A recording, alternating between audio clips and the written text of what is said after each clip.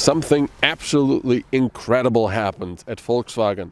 They created this new Volkswagen ID.7 and it's not an SUV or a crossover. It's a normal electric car. Since this is a modern electric car, you would expect quite a bit of tech in there, and there is.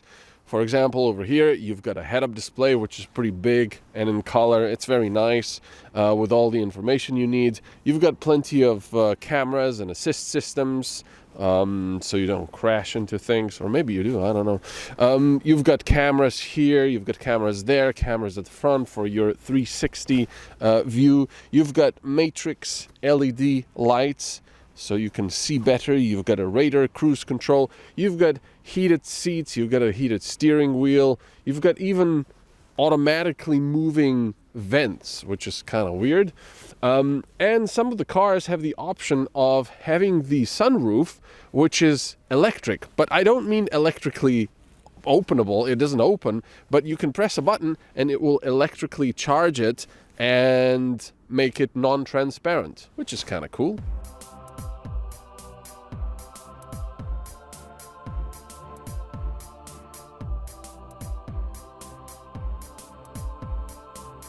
The look of this new model is polarizing. For example, I quite like it, while my colleague doesn't at all. It's to be expected that these electric vehicles will have a thicker floor, as they need to store all those batteries somewhere. So the car sits higher and looks chunkier. But hey, so many people these days want crossovers and SUVs, even though the ID.7 technically is neither.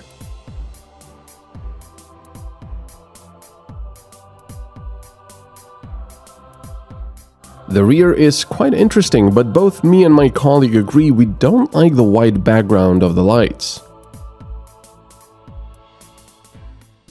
At the back, we've got these IQ lights, and I kind of like this design because it's a bit more normal than usual, but it's still modern and interesting. What I don't like is this white background for the lights. I don't like it as is, but there's also something else. When these lights are on, they seem more pink than red because of this white background. I don't know. And of course, you've got your rear view camera, but also electrically openable trunk, and there's quite a bit of space in there, especially considering just how much space there is for the rear passengers, which is a lot.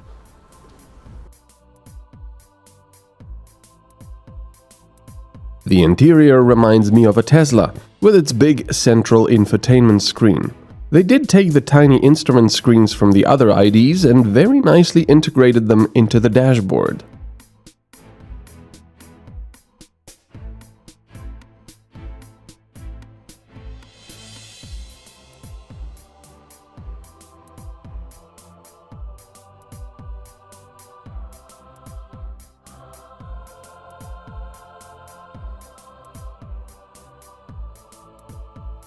The car has some smaller storage compartments, the ambient lighting is very nice, and the air vents are automatic, each with their own electric motors.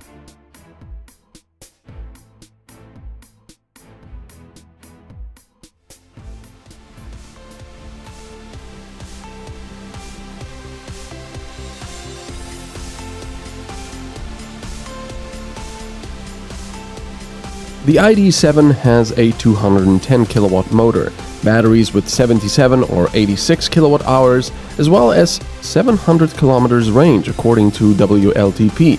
How they got to that number we have no idea, but we'll test it.